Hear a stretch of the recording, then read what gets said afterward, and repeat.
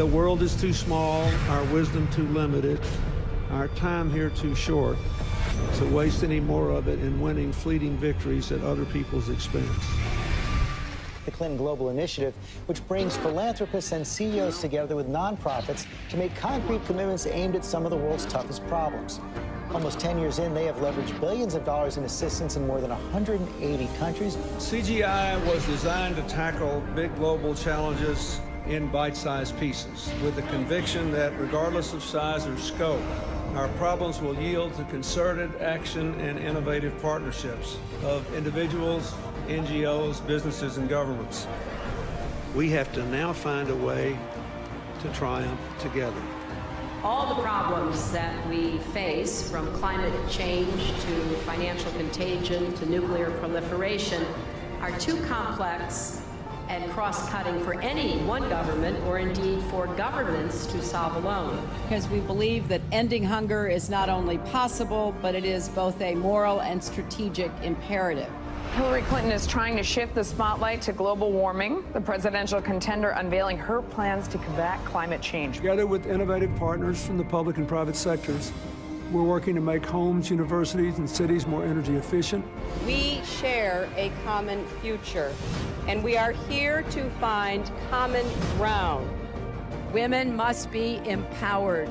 It's classic Bill Clinton, by using his birthday to help the causes he champions, from combating climate change to obesity and even HIV/AIDS. Help bring new dignity and respect to women and girls all over the world. And in so doing, bring new strength and stability to families as well. We are trying to do something no one has ever done before. A new report today claims that the Clinton Foundation gives about 10% of its money that it raises to actual charities and the services that they offer. It has been reported you've made $5 million making speeches. The president's made more than $100 million. Well, if you have no reason to remember, but we came out of the White House not only dead broke, but in debt. 6 years ago, Hillary Clinton was about to become Secretary of State. Barack Obama had nominated her. Everyone knew she was going to be confirmed by the Senate, going to be confirmed easily. But there was a thought, there was a question, there was a doubt out there about a potential conflict of interest. The Clinton Foundation dropping its self-imposed ban on collecting funds from foreign governments and entities. And now the Washington Post reports total contributions to that foundation amount to $2 billion. There's a lot of money sloshing around. Everything is blurred, and it's not good. The questions scream out at me. What in the world happened with the foundation and these ulterior motives and this money and the email server? I'm sorry. Those scream out at me. The amount of schmoozing involved and crossing lines and one person putting money in a foundation and then Clinton getting unbelievable amounts for his speeches, contracts going one way or another, it's not good. I look forward to working with all of you, particularly the appropriators. We have a lot of work to do, and it is such important work that lies ahead.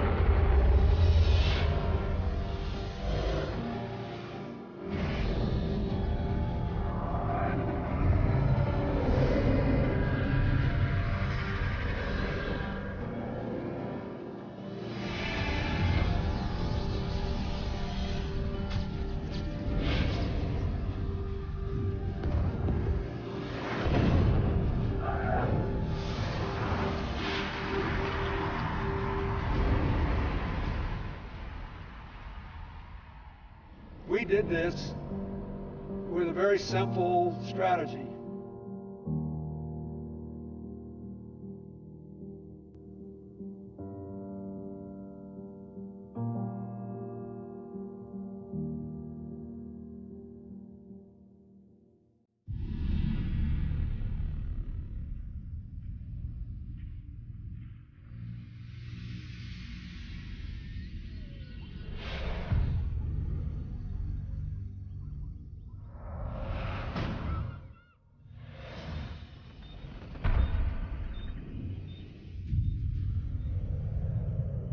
Africa is a continent that has been a chamber of horrors for decades.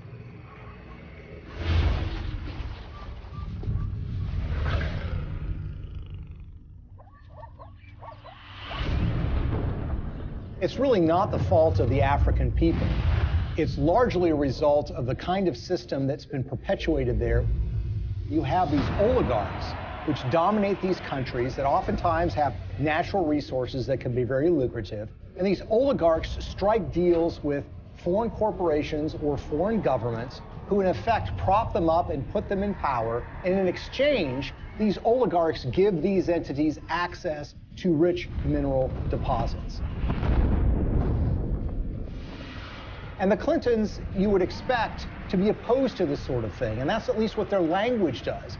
Our countries have deepened our cooperation on many issues, including good governance and transparency, energy, regional security, and advancing peace and development in the Niger Delta. The problem is their words are different from their actions. Rwanda has clearly taken an impressive trajectory of development, and the people here still think Kagame is the man to take them to another level. President Paul Kagame has walked all around the crowd, thanking the people for electing him unopposed as chairman of the RPF or president of the RPF for another 7-year term. But his critics say that far from entrenching democracy in Rwanda, he's actually eroding it by silencing his opposition.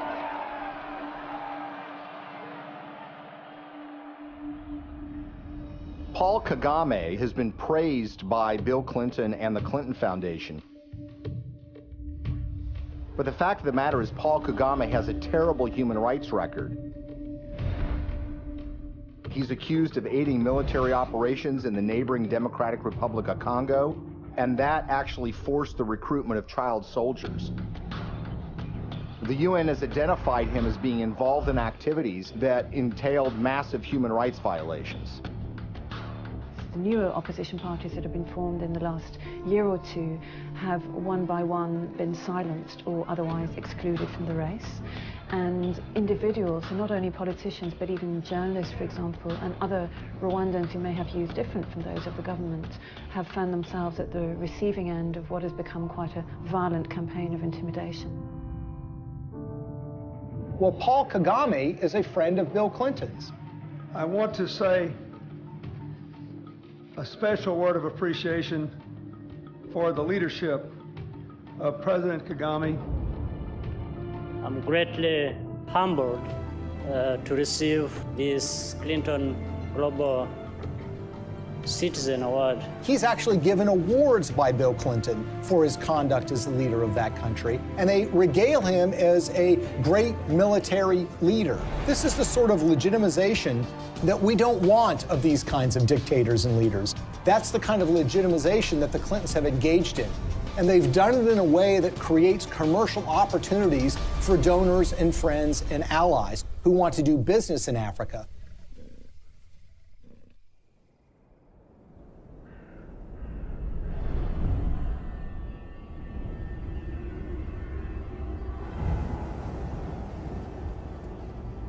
Business in Africa means you're dealing with dictators who are going to give you access to, say, mineral rights or oil drilling rights, but you're going to have to pay them off. The Clintons partner with foreign entities who want access to Africa, and specifically mining companies or energy companies who need to get concessions for access to oil or natural gas or the rights to mine for gold. Those two make a powerful alliance because these companies will give money to the Clintons, either in the form of speaking fees or in the form of donations to the Clinton Foundation. And the Clintons will then, in effect, do their bidding before the halls of power and corridors of power in Africa. And they will go to foreign governments and encourage them to do business with individuals who are putting money in their pocket. And this leads to some amazing fits of behavior that, in a way, are just reminiscent of 19th century colonialism. A perfect example of this is Ambassador Joe Wilson. Joe Wilson is a longtime friend of the Clintons. In fact, he endorsed Hillary Clinton in the 2008 presidential election. And it was also thought that he might become a senior official in Hillary Clinton's State Department. But the fact of the matter is Joe Wilson was up to something far more nefarious during Hillary Clinton's tenure as Secretary of State. In 2009, shortly after she became Secretary of State, when Wilson was the vice chairman of a company called Jarch Capital, they took out a 50-year lease on 400,000 hectares in South Sudan South Sudan was in the middle of a civil war, and this lease was actually signed with warlords who were involved in the civil war. These individuals who were engaged in massive human rights violations, including the massacre of opponent tribes. And basically what Joe Wilson was engaged in was something called investing in sovereignty changes. They were basically cutting deals, lucrative deals, worth potentially hundreds of millions of dollars with these warlords. And the expectation was simple. These warlords would take power, then they would give them access to these lands where they could make huge amounts of money exploring for natural gas, exploring for oil, and for mineral rights. Ambassador Joe Wilson isn't the only Clinton friend and foundation donor who was working in war-torn countries. Swedish mining investor Lucas Lundin has pledged $100 million to the Clinton Foundation. He did that in 2007. And his most lucrative mining operations are in the war-torn country of the Democratic Republic of Congo. This is a country that perhaps has the most horrific human rights situation on the face of the earth.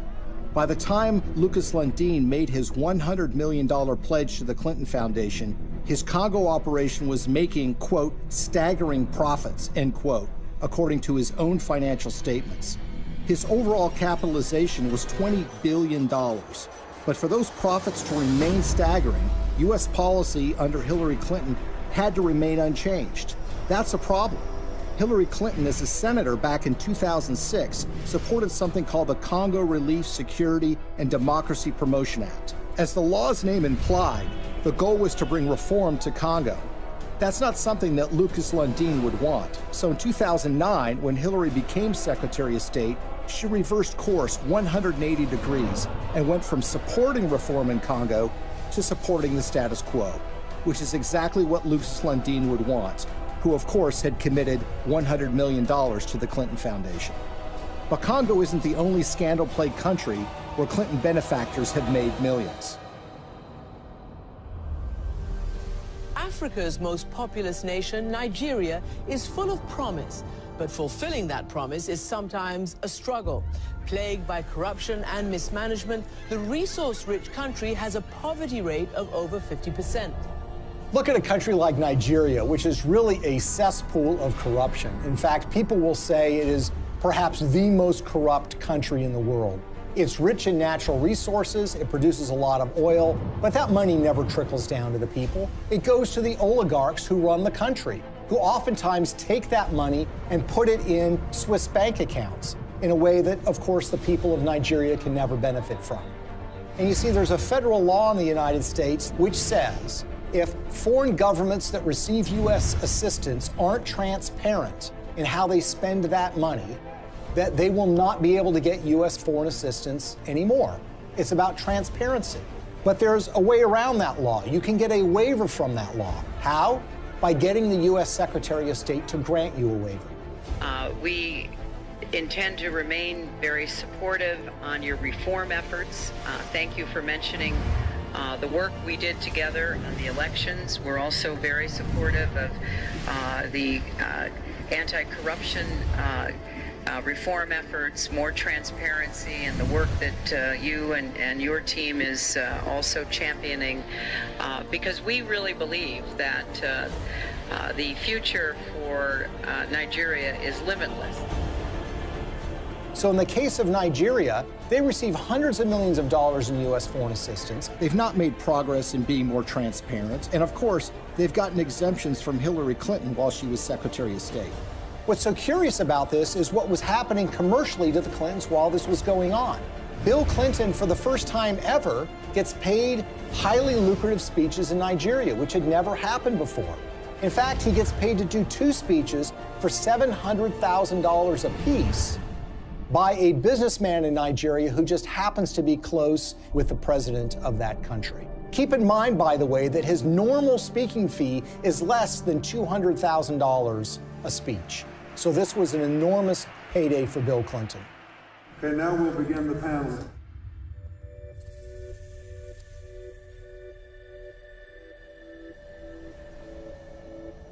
One of the pinnacles of power in that country is a gentleman named Gilbert Chagoury. Gilbert Chagoury, who has committed $1 billion to the Clinton Global Initiative, is connected to another individual in the Clinton orbit.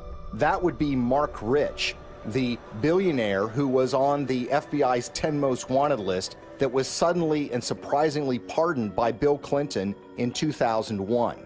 Mark Rich, you might recall, is somebody who was trading oil with the Ayatollah Khomeini of Iran at the same time that the Ayatollah was holding 50 Americans hostage. He also had a long history of busting UN sanctions by trading oil with the apartheid regime in South Africa and a whole host of other nefarious governments. Well, Gilbert Chagoury, the high Clinton donor, was business partners with Mark Rich. Together, they sopped up oil assets in Nigeria and sold them on the oil market for the benefit of a corrupt individual who was leading Nigeria at the time, named General Abacha. Abacha smuggled, by some estimates, $4 to $8 billion out of the country and put them in European bank accounts. Gilbert Chagoury was indicted and convicted in Europe for helping him to do that. He was charged for aiding and abetting a criminal enterprise and on money laundering charges. And the suffering that ends up being done here is by the people of Nigeria, who see their leadership getting a pass from the United States. The elites in those countries are getting rich, the Clintons are getting rich, and the money somehow never trickles down to the people of Nigeria. Sadly, this theme of resources not trickling down to those most in need is a common one when it comes to the Clintons.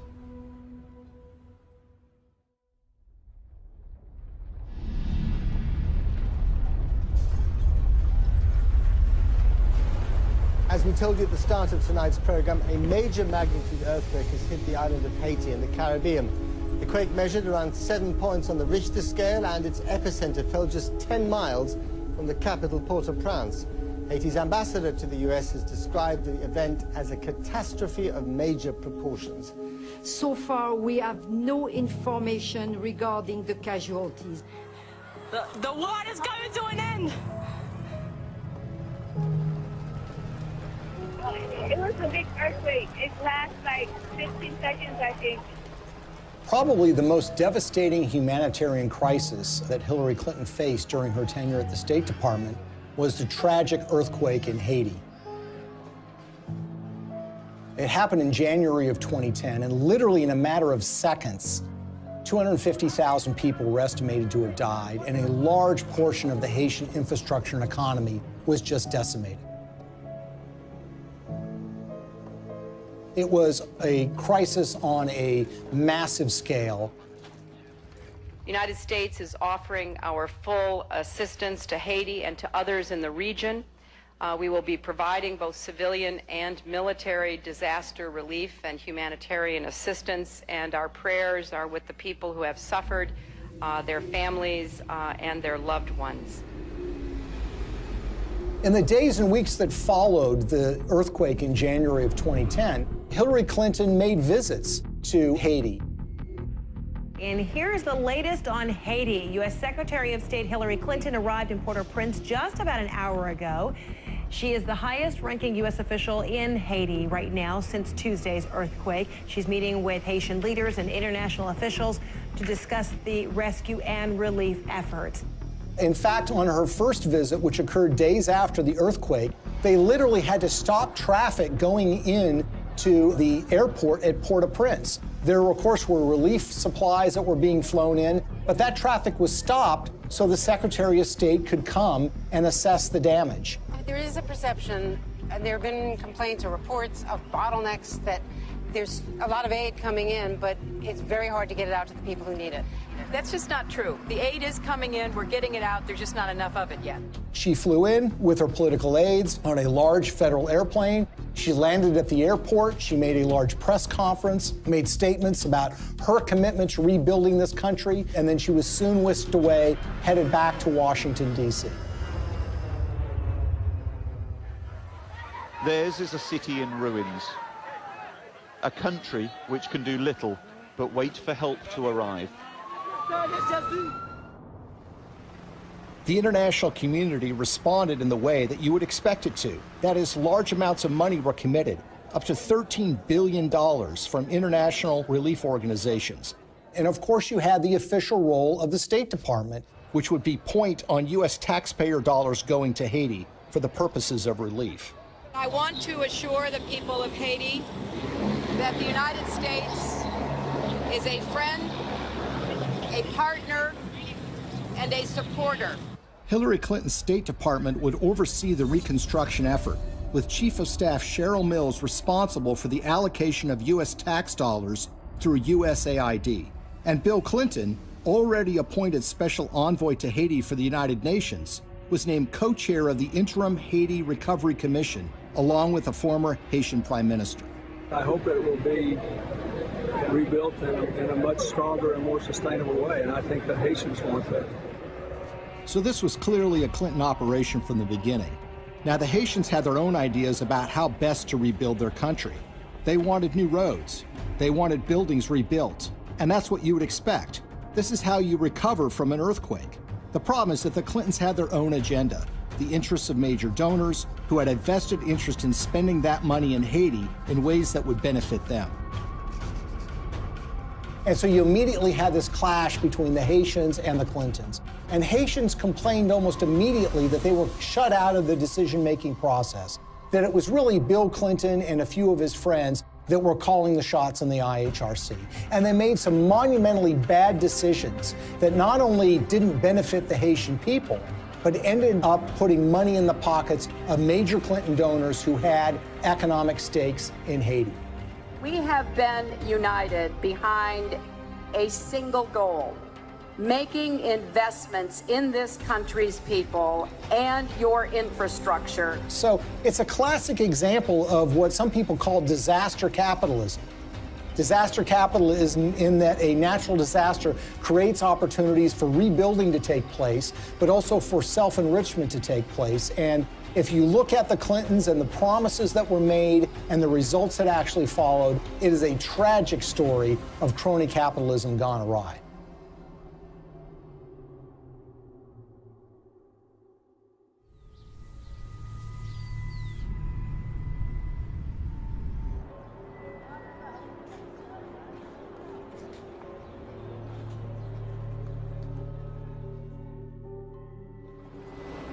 The single largest relief project that the United States committed taxpayer dollars to, $124 million to be exact, was a project called Caracol, a textile factory that was built in the northern part of the country that was supposed to create some 60,000 jobs and was supposed to create tremendous economic growth. There's a problem here already. You see, the earthquake affected the southern part of Haiti. The northern part of the country was entirely unaffected. But who were the beneficiaries of this? Companies like Gap, Target, and Walmart, to name a few. The Caracol factory was built, but it didn't create 60,000 jobs. It created barely 5,000 jobs. But the major American companies who got textiles tariff-free, made at low wages, benefited enormously. And the end effect on the Haitians was very, very minimal.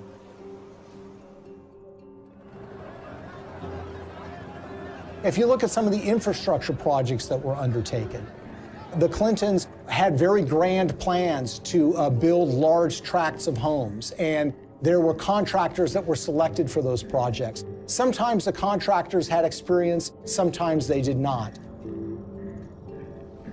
There's one company in Florida that spent $1 million getting equipment into Haiti. They had experience in disaster relief, but according to the owners of that company, they only made a small donation to the Clinton Foundation. And guess what? They didn't get any relief contracts. On the other hand, the contractors who did win the awards were given the opportunity to build homes, and in some instances were supposed to build tens of thousands of homes for Haitians. They ended up building a fraction of that. For instance, the New Settlements program was supposed to build 15,000 homes for $53 million. Instead, it built 2,600 homes, less than a quarter of the original estimate, for $90 million, or $47 million over budget. And they got away with it. So you had contracts going to these relief organizations that were also involved with the Clinton Global Initiative. And you had this one organization, Dahlberg, that was supposed to do an assessment for relocating people that suffered from the earthquake. They determined that people should be moved to a site that happened to be on a cliff that was highly unstable. USAID's Inspector General reviewed Dahlberg's recommendations and found them basically unusable. One member of the USAID shelter team was quoted by Rolling Stone magazine as saying that the recommendations were so bad, it looked like the team never even got out of their SUVs. Another person said that only one of the people that was sent to Haiti by Dahlberg actually spoke French. Telecom mogul Dennis O'Brien is one of the world's richest people, and he's finding opportunities in the poorest country in the Western Hemisphere. The Irish billionaire is the largest private investor in Haiti through his company Digicel, and he's now leading the Clinton Global Initiative efforts down in Haiti. Probably no one came out better in the Haitian reconstruction effort than an Irish billionaire named Dennis O'Brien. He is a Clinton Foundation donor, giving them between $5 and $10 million. He helped arrange speeches for Bill Clinton, too. The interest of the Obama administration, particularly the former Secretary of State Hillary Clinton, you know, all the different things that have happened to help Haiti get up off the floor have been led by the U.S. And he was the owner of something called Digicel, which is a cell phone company at the time of the earthquake. As part of that relief effort, the State Department run by Hillary Clinton wanted to fund a mobile money transfer service that would allow Haitian citizens to transfer and receive money on their phones. Well, Digicel applied to be the recipient of that grant money.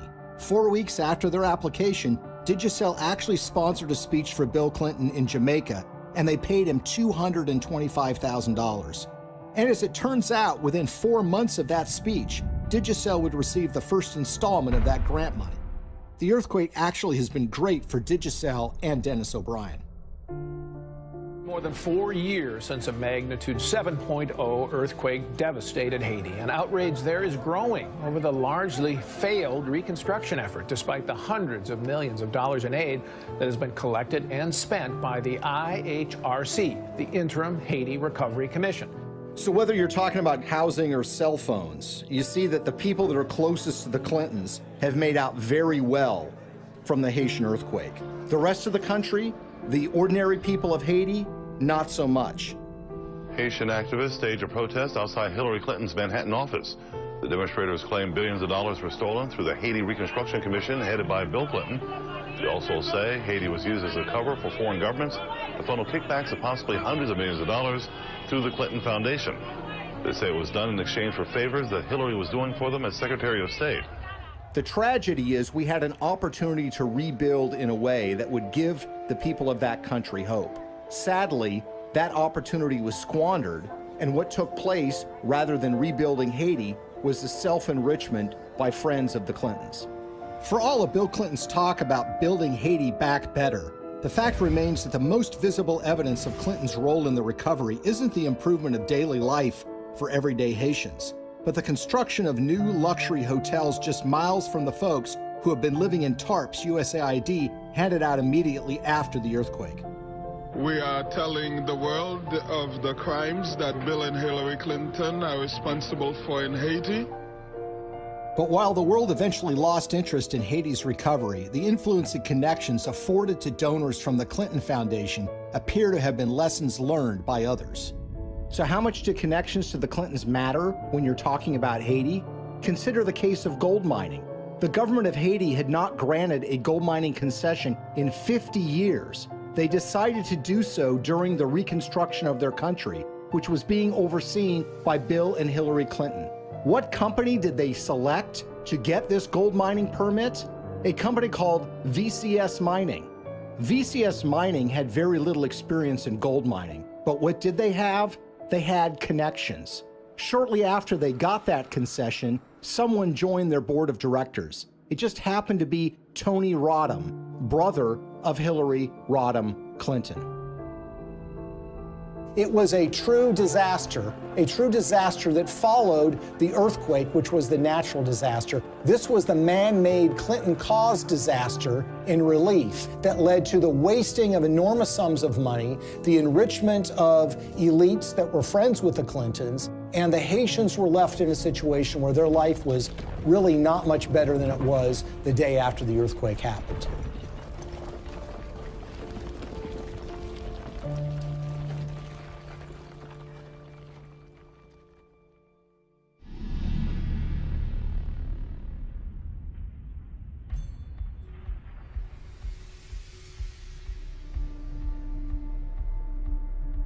An ambitious pipeline is firing off a war of opinions. Environmental activists marched in Washington today to protest plans for the Keystone XL oil pipeline. A $7 billion project to transport 800,000 barrels of tar sands oil a day from Canada down to the Gulf Coast.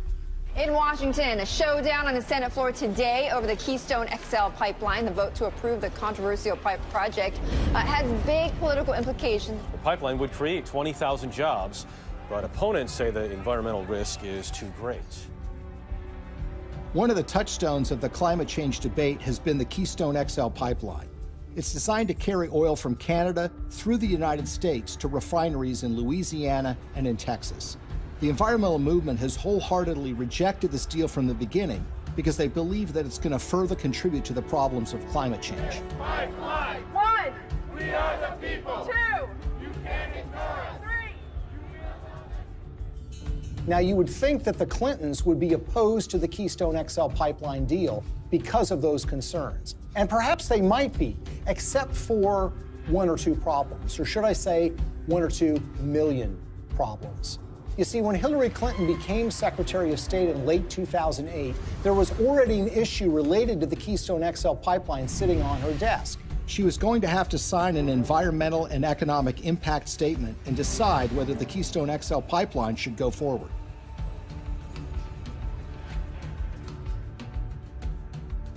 At that precise time, Bill Clinton gets a lucrative offer of nearly $2 million to give 10 speeches in Canada for the first time ever from a company called TD Bank Investment Group.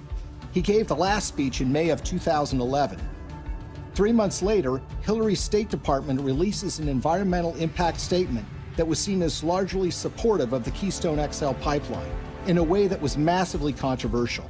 Hillary Clinton, in effect, was betraying the environmental movement by greenlighting this deal, when she had in her hands the power to kill this deal in its crib. It was shocking. Organizations like Greenpeace and Friends of the Earth were stunned. They wanted investigations, but everybody was mystified. Nobody could understand why Hillary Clinton would sign off on this deal, particularly when she had been in favor of dealing with climate change, and her boss, Barack Obama, by all indications, seemed to be opposed to this deal as well. It's also a time for a new approach to climate change. We know we've got to deal with global warming. We're seeing the effects of it. We need to invest in clean energy technology today so that we can create new high-paying jobs to protect our environment, to grow our economy, and to finally break our addiction to foreign oil. How did we go from the Clintons being in favor of fighting climate change and dealing with fossil fuel dependence to Hillary Clinton signing off on the Keystone XL pipeline? The evidence that we found was that it was about the money. This was not a philosophical change. This was not a new way of thinking about global warming. This was a way of taking $2 million in cash to essentially buy a decision by the Secretary of State. Why is the TD Bank Investment Group so interesting?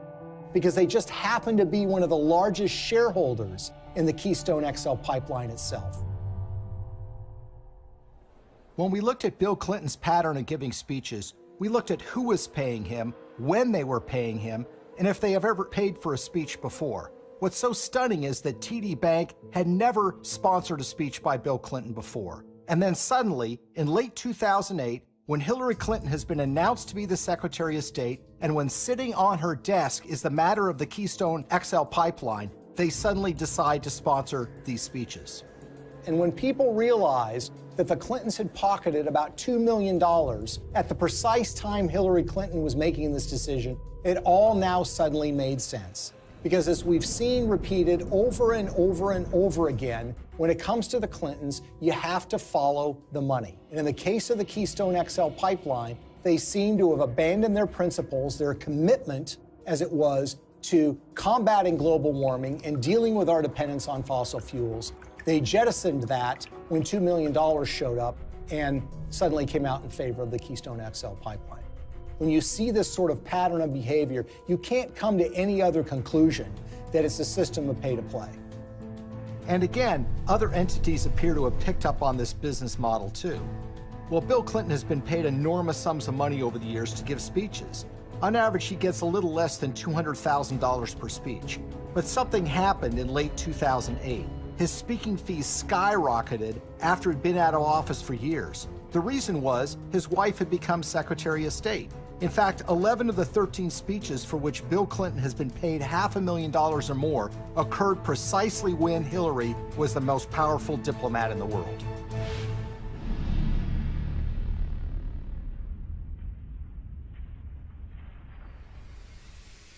You will never contribute to an organization that will give you a higher probability of having your good intentions turn into real positive changes in other people's lives.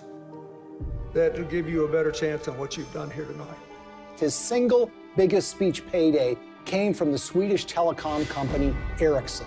And it's a very, very unusual and troubling story.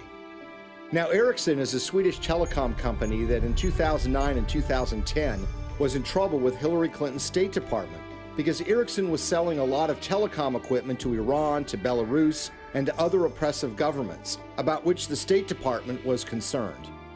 Ericsson risked being put on a list by the federal government in the United States for trading with an enemy state. There was actually an effort being put forward in Washington to broaden Iranian sanctions to include the very technologies that Ericsson was selling to the Iranian government. So it's against this background that Ericsson decided now might be a good time to hire Bill Clinton to give a speech. They had never paid for a speech by him before, and they decided to go in big, $750,000 for a single speech. 7 days after he gave that speech, Hillary's State Department came out with a statement which said, "We are not going to broaden sanctions on Iran to include technologies like telecom. We're going to rely and expect companies like Ericsson to police themselves." It was a massive win for Ericsson. Ericsson was able to avoid having to deal with a regulatory battle in Washington, giving up contracts that were highly lucrative in these countries, and being put on a list that would create an enormous diplomatic problem for them, all because essentially they paid Bill Clinton to give a speech for $750,000. Will you continue to give speeches? Oh, yeah. I got to pay our bills.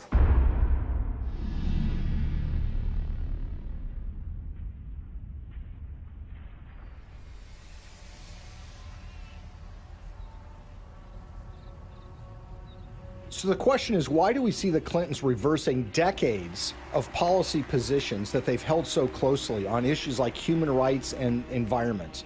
And a big clue comes from the folks that are giving the Clinton Foundation literally tens of millions of dollars.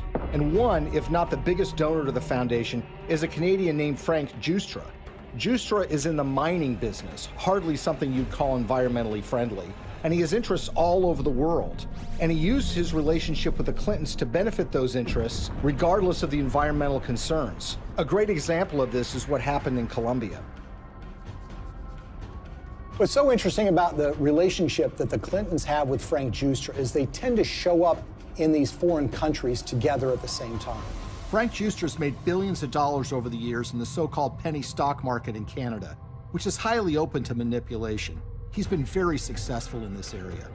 Now, the Vancouver Stock Exchange is not like the New York Stock Exchange in the United States. This is the stock market or an exchange that is dominated by penny stocks, made up of a lot of natural resources stocks. It's sort of the wild, wild west of investing. It's called Dodge City sometimes. And the reason is because there's a lot of speculators, there's a lot of misinformation that's put around, and there are a lot of mining companies that don't really have any assets, but will proclaim to have gotten the rights to some lucrative gold mine, let's say, and then they send that news out to the public in the hope that it will lead to a flood of people buying the penny stock so the shareholders can sell their assets.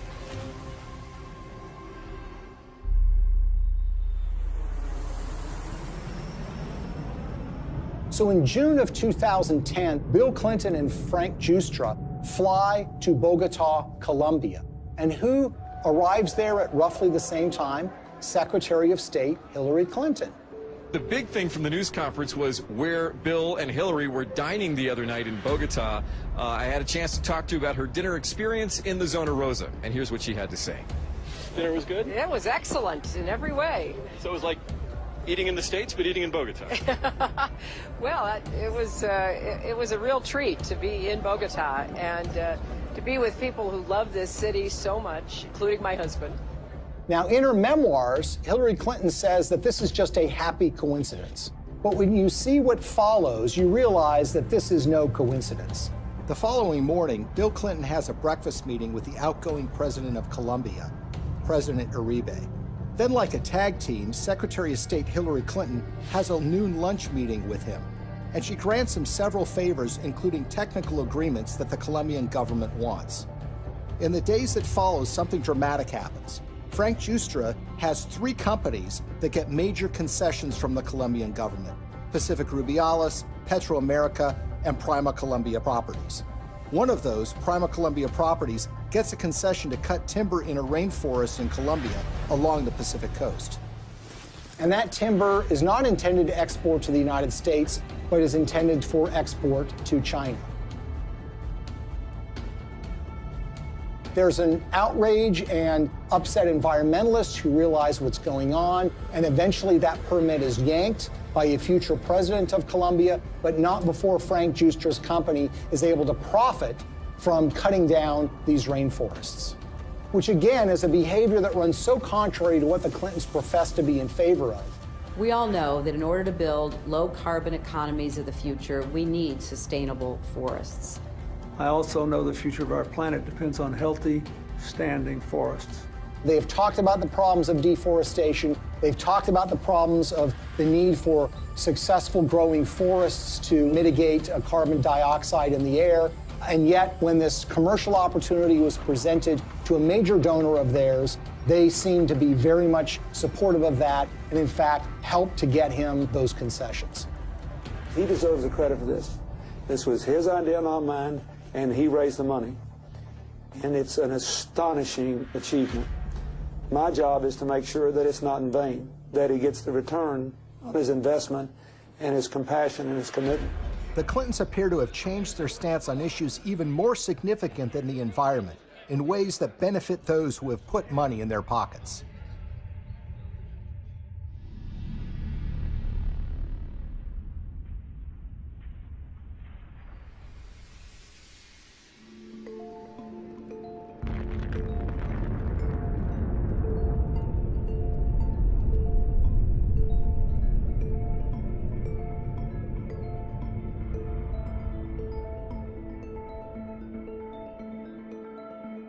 I represent a president and a country committed to a vision of a world without nuclear weapons and to taking the concrete steps necessary that will help us get there.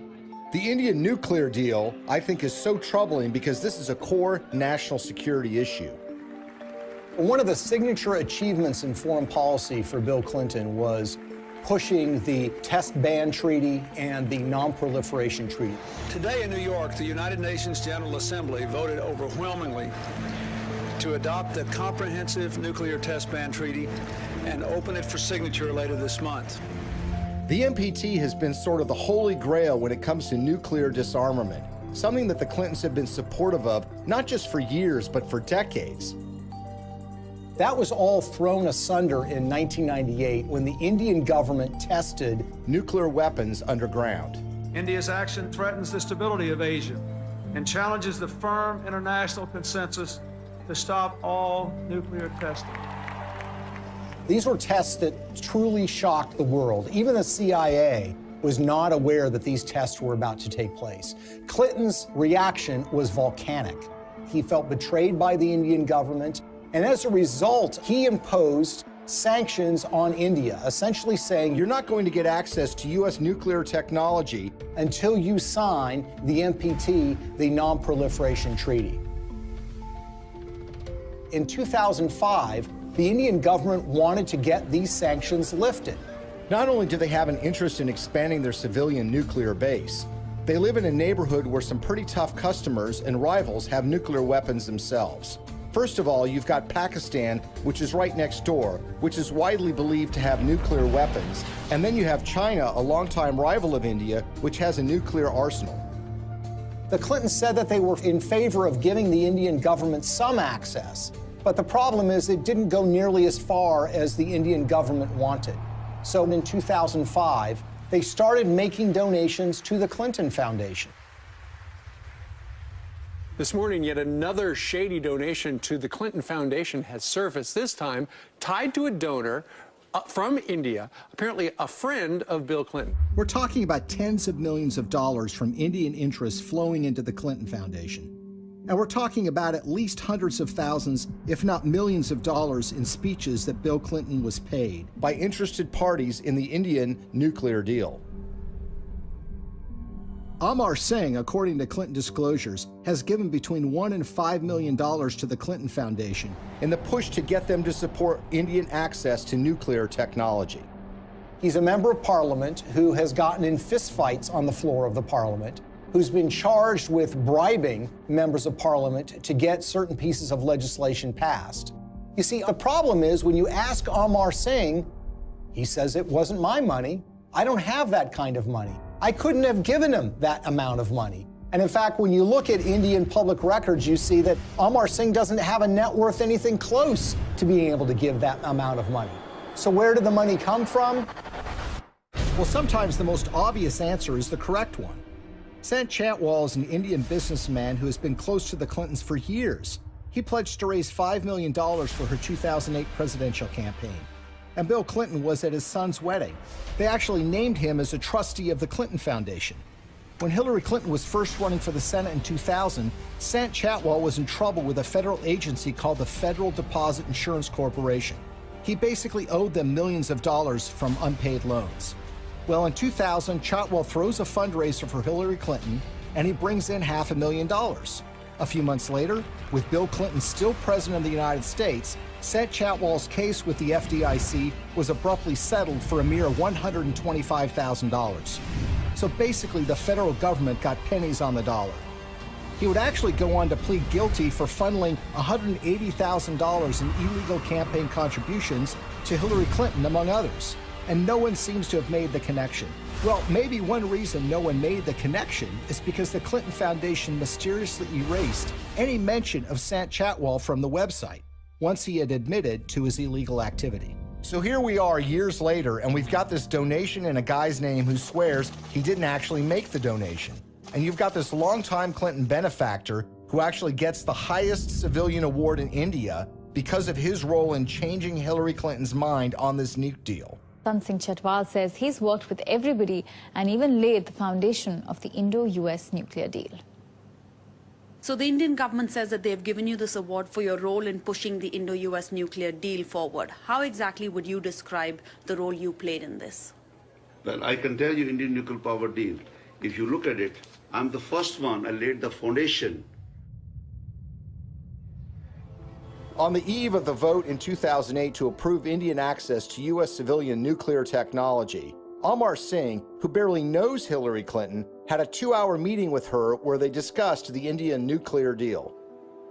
Amar Singh says that the dinner meeting resulted in her telling him that she was supportive of the deal and that she was making efforts to make sure that the deal did get through.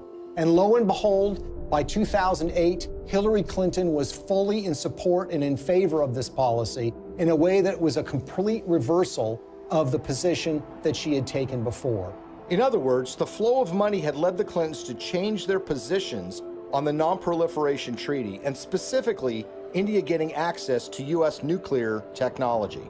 This was a decision that was wholly out of step, wholly inconsistent with a progressive liberal agenda. Hillary Clinton made a decision of reversing her previous position after the flow of funds to the Clinton Foundation, and her husband gave some speeches in India. But this wouldn't be the last time Hillary reversed herself regarding nuclear weapons technology. Shockingly, Bill and Hillary would end up receiving money from folks that were looking to make something happen a lot closer to home.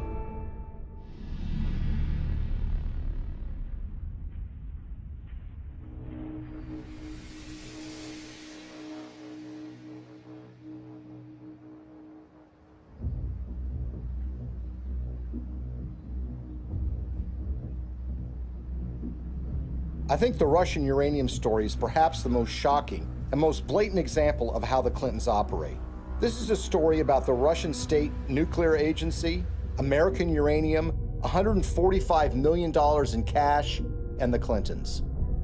At the end of the day, this is a story about buying influence and selling influence. The Clintons are the sellers of influence, the Canadian investors and the Russians are the buyers. Bill Clinton had gone to the Central Asian country of Kazakhstan in 2005 with Frank Giustra. Kazakhstan is a country that's been run since the collapse of the Soviet Union by a dictator named Nazarbayev, who shuts down political opposition and tortures political opponents. The ostensible purpose of the visit to Kazakhstan by Bill Clinton was to talk with Nazarbayev about AIDS, HIV. The problem is Kazakhstan really does not have an AIDS, HIV problem. So that explanation really doesn't make sense. What makes far more sense is that Frank Giustra wanted access to very lucrative Kazakh uranium mines. Kazakhstan is one of the largest producers of uranium in the world. Bill Clinton arrives there with Frank Giustra, and they have a series of meetings with Kazakh officials. There's a press conference where Bill Clinton stands with the dictator of Kazakhstan and he praises the human rights record. He praises that elections are being held in the country, and he even says that Kazakhstan should head up something called the OSCE, which is the Organization for Security and Cooperation in Europe. Think about that for a second. Bill Clinton is saying that a known human rights violator who's been condemned by human rights organizations around the world should head up a human rights organization. They go from a press conference to a dinner where Frank Giustra, Nazarbayev, the dictator of Kazakhstan, and Bill Clinton meet and talk. Well, 2 days after that meeting, Frank Giustra finally gets his uranium concessions worth hundreds of millions of dollars. A couple of weeks after that, Bill Clinton gets his $30 million from Frank Giustra, the first payment in what will become more than $100 million in pledges and commitments and donations made by Frank Giustra. So it's really, in a way, a simple story in that they all are walking away from the table with something that they want. Nazarbayev is getting the legitimacy of an ex-president, saying what a nice and kind leader he is.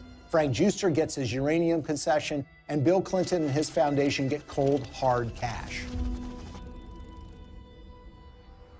Now let's move to chapter 2 of this story, which is even more sinister. You see, the international uranium market is very competitive. The Kremlin sees dominance and control of the uranium market as a source of national power. Frank Giustra takes that uranium concession he got in Kazakhstan and puts it into a company in a so-called reverse merger, which was one way for a private company to go public to form something called Uranium One. It's a company traded on the stock market in Canada, and they start acquiring uranium concessions in places like Wyoming, Texas, New Mexico, and Utah. And by 2009, they have what is expected to be 50% of future uranium production in the United States. This gets the interest of Vladimir Putin and the Russian government. And in fact, there are State Department cables that were leaked through WikiLeaks, which show that Hillary was aware of the fact that the Russians took great care to try to dominate the international uranium market. Well, the Russians want to buy this asset, and they offer a 40% overprice on the share of the stock. And for this transaction to go through, it has to be approved by the U.S. federal government. Why? Because uranium is regarded as a critical industry in the United States. After all, this is used for our civilian nuclear reactors and goes into nuclear weapons. So it goes before the federal government where it needs to be signed off by a series of federal agencies, including the Secretary of State, Hillary Clinton. As Hillary Clinton is contemplating this, shareholders in Uranium One, including Frank Giustra, have sent more than $145 million to the Clinton Foundation. The chairman of that company at the precise time is a guy named Ian Telfer, who is also making donations to the Clinton Foundation, as is Frank Holmes, who is another major Uranium One shareholder. And Hillary Clinton, who has a record of opposing precisely these kinds of deals, comes out and says, you know what, I think this is a good deal. Let's let Vladimir Putin take control of what is now 20% of U.S. uranium production. Bill Clinton and Hillary Clinton are the only figures in American politics who are willing to do this deal and who could actually pull it off, because they had a reputation that runs so contrary to what they're doing. I mean, this is what the Clinton Foundation does, right? This is what they talk about politically, their support for human rights, their concerns about proliferation. They're concerns about issues related to Russian aggression. There's no doubt that when Putin came back in and said he was going to be president, that did change the relationship. We have to stand up to his bullying. And what's so interesting when you consider this uranium deal are the actions of a small Canadian investment firm called Salida Capital. Salida Capital, in 2010, as this deal was going down, committed to give millions of dollars to the Clinton Foundation, and they also sponsored a speech by Bill Clinton in Canada. Salida Capital is also the name of a wholly owned subsidiary of Rosatom. Who is Rosatom? Well, this is the government agency in Russia that controls their nuclear arsenal, that built nuclear reactors in Iran, and engages in nuclear technology exchanges with rogue countries like North Korea. What this means, in essence, is that the Russian government, specifically Rosatom, was funneling money through a subsidiary directly to the Clinton Foundation. But the payday didn't end there.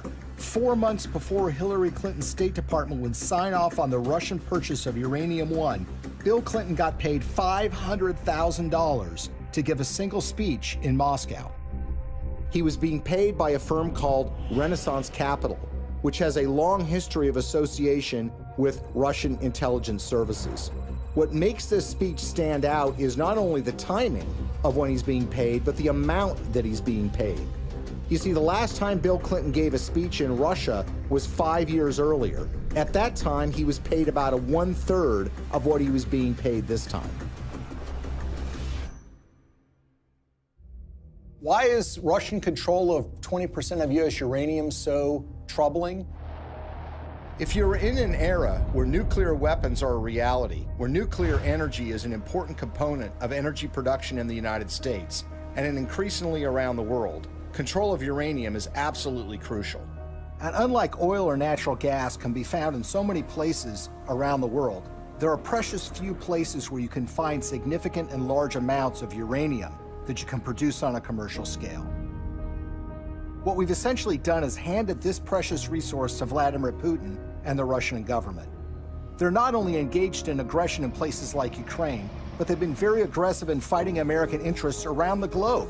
Russia's not an ally. Russia's not a friend. Vladimir Putin's Russia is a rival of the United States, and yet we've given them control over this precious resource. Uranium, the key mineral in nuclear generation, is a domestic resource. This is what's going to power America. I think a lot of people in Middle America would be surprised to know that the Russian government is doing business in places like Colorado or Wyoming or Utah. These are small mining towns. These are operations that have existed for a while, that have been under the control of American companies or for a while Canadian companies. But it's now Russian companies that control this, and those companies are controlled by the Russian government. Having read through the archives of the KGB, the files that they have been released, I can tell you that they look at the United States as weak and ineffectual. This is a thuggish government that is engaged in massive human rights violations. There are opponents of this regime that have been killed or have disappeared. There's been persecution of human rights organizations. There's been persecution of homosexuals.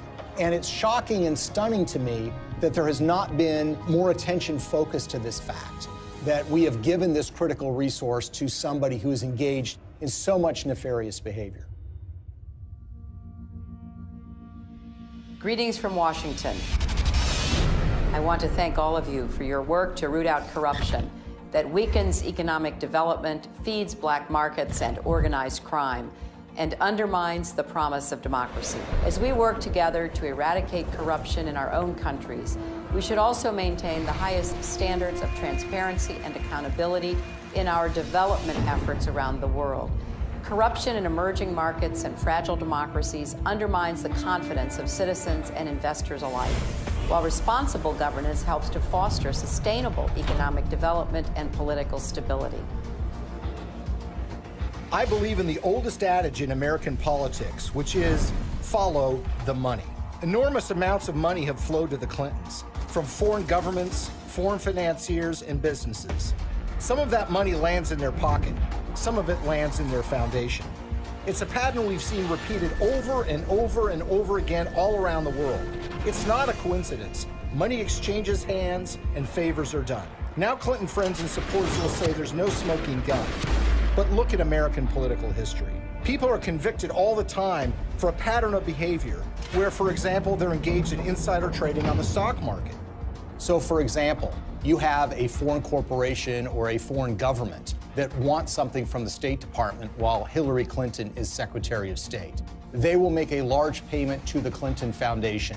That will be followed by favorable action on their behalf. If that happens one or two times, you might say, look, it's just a coincidence.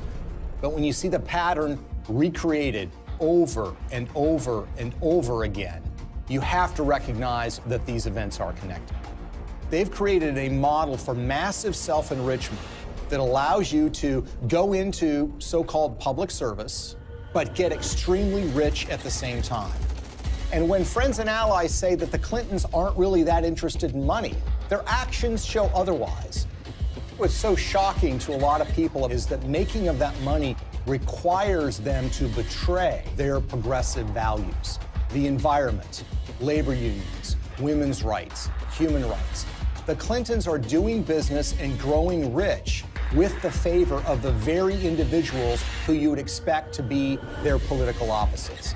For a very long time in American history, and probably still to this day, one of the worst things that could be said about you as a politician is that you are on the take from foreign interests. What the Clintons have essentially done is busted down the door and robbed the bank of that concept. So when people think of the Clintons taking foreign money, they think it's maybe an insurance company from Great Britain, or they think it's from a supermarket chain in Canada. The fact of the matter is a lot of that money comes from the darkest, worst corners of the world. Are countries like Nigeria and Russia in the habit of giving money to politicians and not wanting something back? The Clintons are glad to take this money. It's made them fabulously wealthy. But what has it done for us? Before we had to worry about money from Wall Street and big labor, now we have to worry about it coming from around the world and infecting our politics and damaging our politics, everything from our uranium policy to our human rights policy. Nothing seems to be safe anymore. How is this not corruption? How is this not a crime? With the Clintons, nothing is sacred. Everything is for sale. But we are the ones who are paying the price. Maybe, just maybe, the American people are tired of being sold out.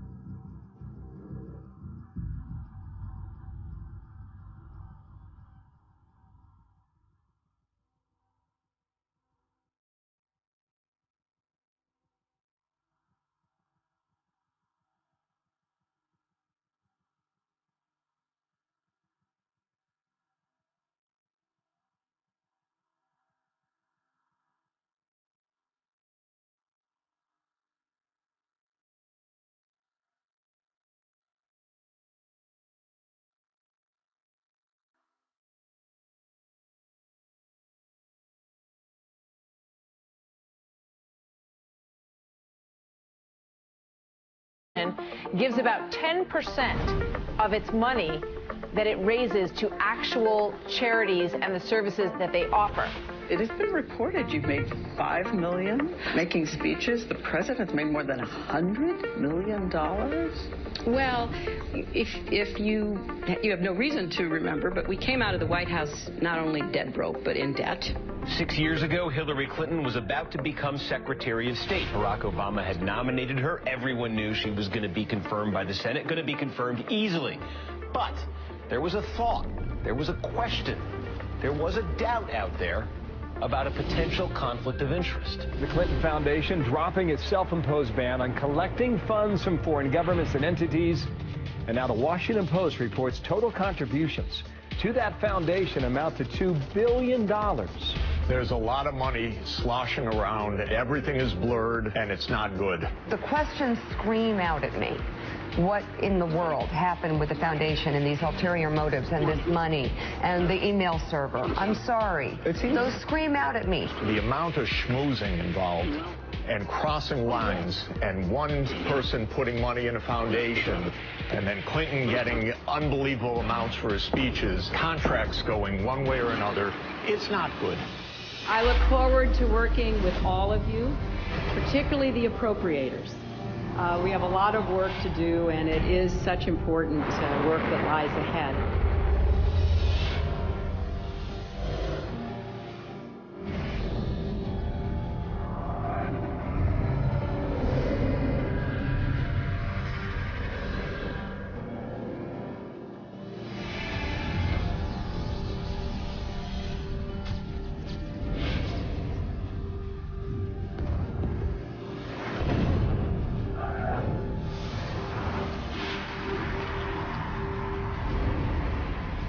The people for electing him unopposed as chairman of the RPF or president of the RPF for another 7-year term.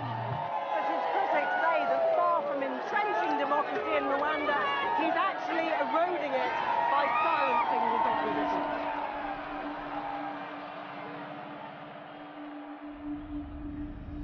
Paul Kagame has been praised by Bill Clinton and the Clinton Foundation. But the fact of the matter is Paul Kagame has a terrible human rights record. He's accused of aiding military operations in the neighboring Democratic Republic of Congo, and that actually forced the recruitment of child soldiers. The UN has identified him as being involved in activities that entailed massive human rights violations. The newer opposition parties that have been formed in the last year or two have one by one been silenced or otherwise excluded from the race. And individuals, so not only politicians but even journalists, for example, and other Rwandans who may have views different from those of the government, have found themselves at the receiving end of what has become quite a violent campaign of intimidation. Well, Paul Kagame is a friend of Bill Clinton's. I want to say a special word of appreciation for the leadership of President Kagame. I'm greatly humbled to receive this Clinton Global Citizen Award. He's actually given awards by Bill Clinton for his conduct as the leader of that country, and they regale him as a great military leader. This is the sort of legitimization that we don't want of these kinds of dictators and leaders. That's the kind of legitimization that the Clintons have engaged in. And they've done it in a way that creates commercial opportunities for donors and friends and allies who want to do business in Africa. We did this with a very simple strategy.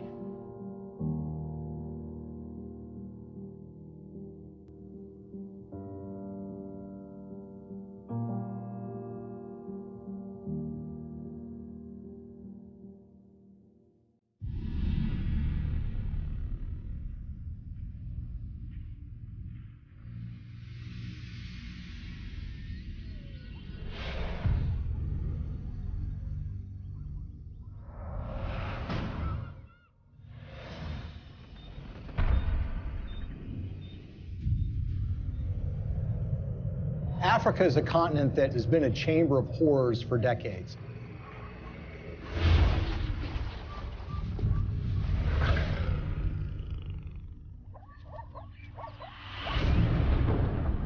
It's really not the fault of the African people. It's largely a result of the kind of system that's been perpetuated there. You have these oligarchs which dominate these countries that oftentimes have natural resources that can be very lucrative. And these oligarchs strike deals with foreign corporations or foreign governments who in effect prop them up and put them in power. And in exchange, these oligarchs give these entities access to rich mineral deposits. And the Clintons, you would expect to be opposed to this sort of thing, and that's at least what their language does. Our countries have deepened our cooperation on many issues, including good governance and transparency, energy, regional security, and advancing peace and development in the Niger Delta. The problem is, their words are different from their actions. Rwanda has clearly taken an impressive trajectory of development, and the people here still think Kagame is the man to take them to another level. President Paul Kagame has walked all around the crowd, thanking. The world is too small, our wisdom too limited, our time here too short to waste any more of it in winning fleeting victories at other people's expense. The Clinton Global Initiative, which brings philanthropists and CEOs together with nonprofits to make concrete commitments aimed at some of the world's toughest problems. Almost 10 years in, they have leveraged billions of dollars in assistance in more than 180 countries. CGI was designed to tackle big global challenges in bite-sized pieces, with the conviction that regardless of size or scope, our problems will yield to concerted action and innovative partnerships of individuals, NGOs, businesses, and governments. We have to now find a way to triumph together. All the problems that we face, from climate change to financial contagion to nuclear proliferation, are too complex and cross-cutting for any one government, or indeed for governments, to solve alone. Because we believe that ending hunger is not only possible, but it is both a moral and strategic imperative. Hillary Clinton is trying to shift the spotlight to global warming, the presidential contender unveiling her plans to combat climate change. Together with innovative partners from the public and private sectors, we're working to make homes, universities, and cities more energy efficient. We share a common future, and we are here to find common ground. Women must be empowered. It's classic Bill Clinton, by using his birthday to help the causes he champions, from combating climate change to obesity and even HIV/AIDS. Help bring new dignity and respect to women and girls all over the world. And in so doing, bring new strength and stability to families as well. We are trying to do something no one has ever done before. A new report today claims that the Clinton Foundation